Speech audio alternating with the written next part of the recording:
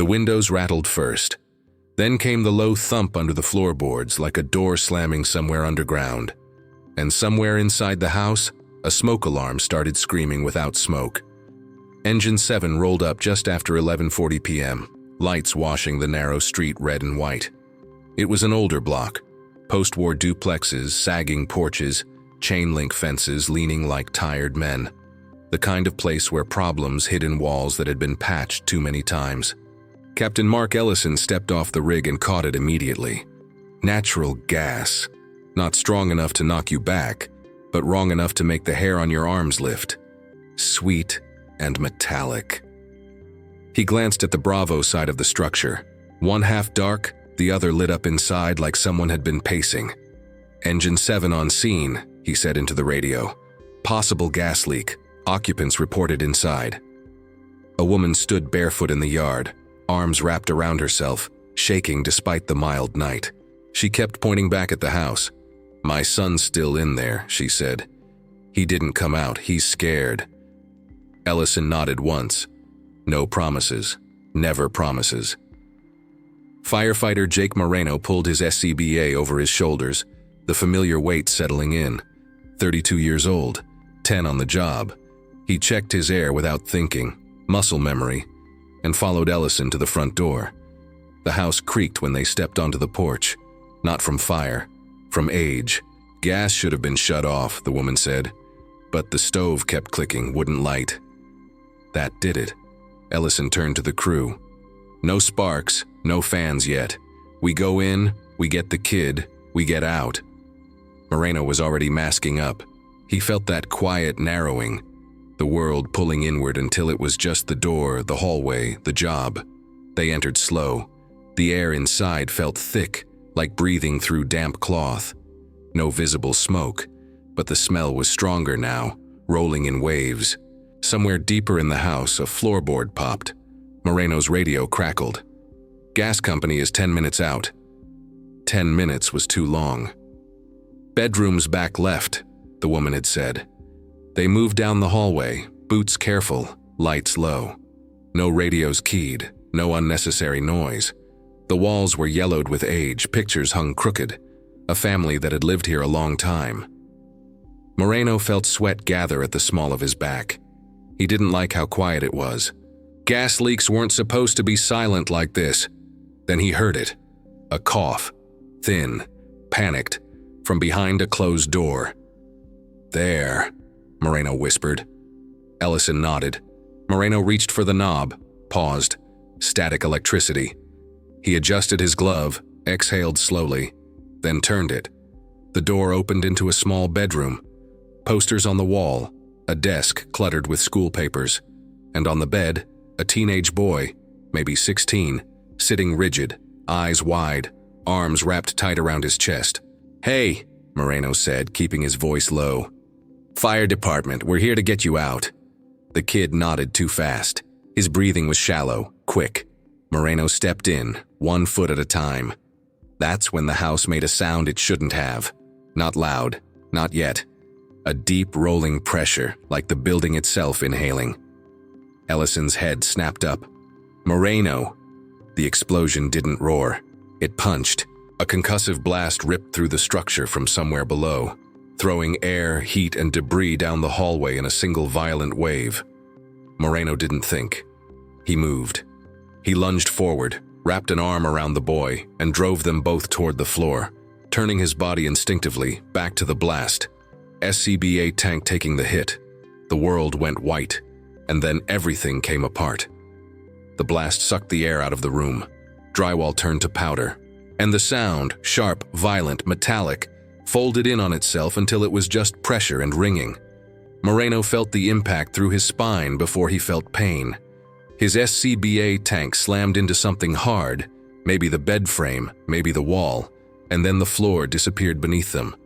He curled tighter around the boy without thinking, chin tucked, one knee drawn up to shield what he could. Heat rolled over his back. Not fire yet, just raw force. They skidded across the floor as debris rained down. The lights went out, the room filled with dust so thick it felt solid. Moreno's ears screamed. His facepiece rattled but stayed sealed. Then silence. The wrong kind. The kid was shaking. Moreno felt it through his turnout coat, small and uncontrollable. "You with me?" Moreno said, voice muffled through the mask. A beat, then a nod. The boy coughed, sharp and scared. "Good," Moreno said. "Stay still." He pushed up on one elbow. Pain flared down his left side, hot and immediate. He ignored it. Did a quick self-check the way he'd been trained. Hands, arms, legs. Everything moved. His low-air alarm chirped once, then settled. Tank was scuffed but intact. The hallway outside the bedroom was gone. Where there had been a straight shot to the front door was now a collapsed mess of studs, insulation, and sagging ceiling. A faint orange glow pulsed somewhere beyond it. Fire finally catching up. "Command Engine 7. Moreno keyed his radio. Static answered back. He tried again. Nothing. The boy grabbed his sleeve. "Is my mom—" "She's outside," Moreno said, firm. "She's safe." He hoped. Another creak rolled through the structure, deeper this time. The kind that didn't care about hope. Moreno shifted, placing himself between the boy and the hallway. He could feel heat building behind him now, licking at his coat. The explosion had blown open something. Maybe the basement, maybe a wall cavity. And fire was finding oxygen fast. He scanned the room with his light. One window, small, cracked but still holding. The glass spider-webbed, frame twisted. It was their only way out. Moreno crawled them over, keeping low. Every movement sent sparks of pain through his ribs. He didn't check why. Didn't want to know yet. He slammed the butt of his Halligan into the window. The glass shattered outward. Night air rushing in like a held breath finally released. Smoke followed them. Moreno leaned out, coughing despite the mask. Below them was the side yard. Maybe 8 feet down. Grass, fence, darkness. "Okay," he said, turning back to the boy.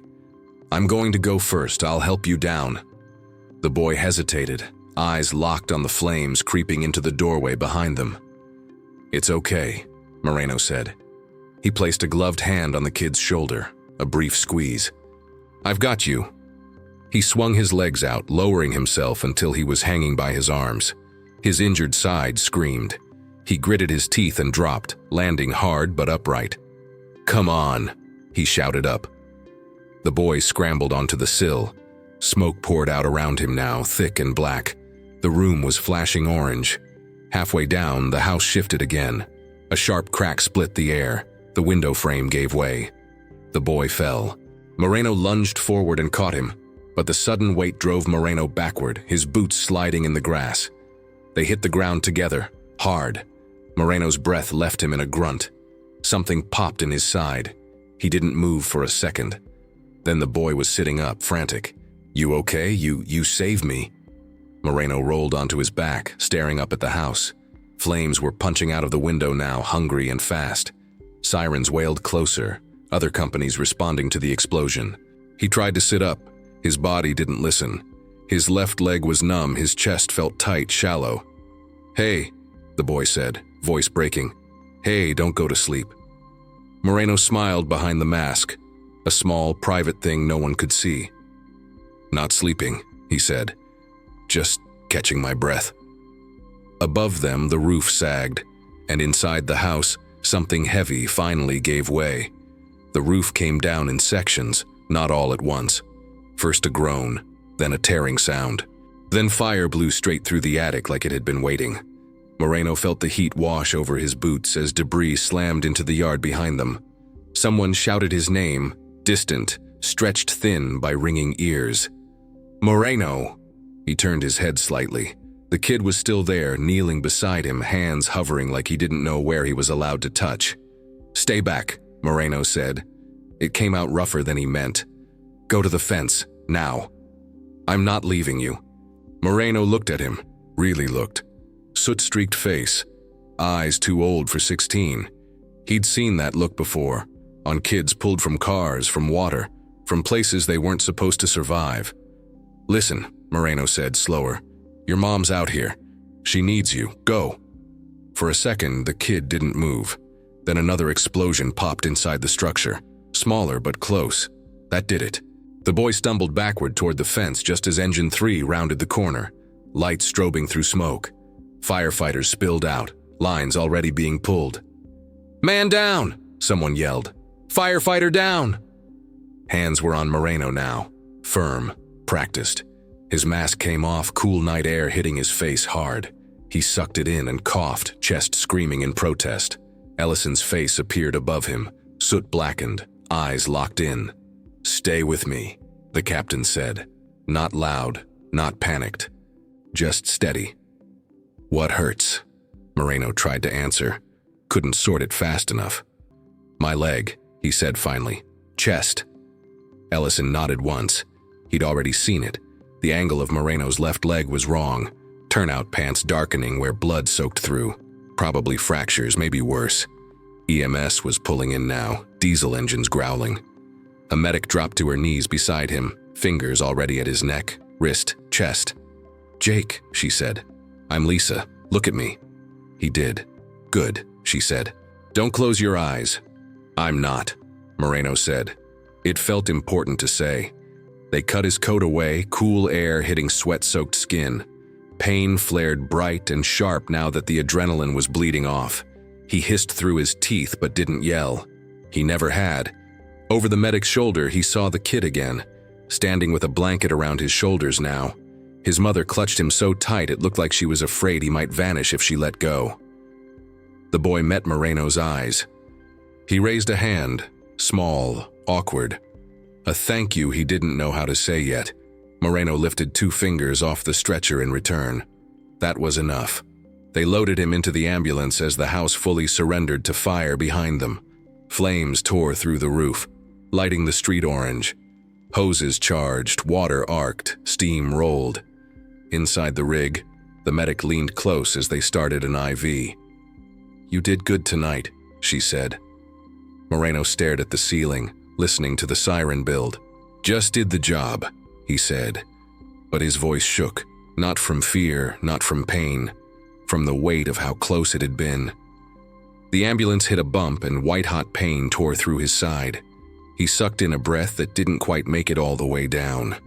"Hey," the medic said sharply. "Jake, talk to me." He tried. Outside, the siren screamed into the night. And for the first time since the explosion, Moreno felt himself slipping. Not into sleep, but into something quieter, heavier, where the noise started to fade. And he wasn't sure if he could pull himself back. The siren blurred into a long, hollow wail. Streetlights smeared past the rear windows, and Moreno focused on one thing: breathing in, breathing out, not letting go. The medic's voice kept cutting through the fog, steady and close. "Jake, stay with me, eyes open." He forced them open again. The ceiling swayed gently with the motion of the ambulance. Every breath felt shallow, like his chest didn't want to expand all the way.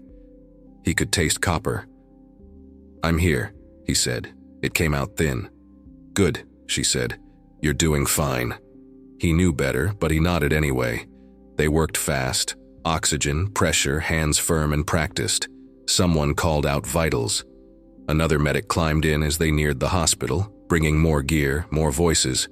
Controlled urgency, the kind that meant things were serious but not lost yet. Moreno's thoughts drifted despite himself. He saw the bedroom again, the posters on the wall, the way the kid's hands had been shaking before the blast. He remembered the sound, that deep, wrong pressure, and how his body had moved before his mind caught up. No debate, no hesitation, just instinct. A quiet moment slipped in, uninvited. His daughter's face flashed. 9 years old, gap-toothed smile, sitting at the kitchen table doing homework when he'd kissed her head before shift. He wondered if she was asleep yet. "Don't," he muttered. The medic leaned closer. "Don't what?" "Nothing," he said. "Just thinking." She gave him a look that said she'd seen this before. "That's okay. Just stay here with us."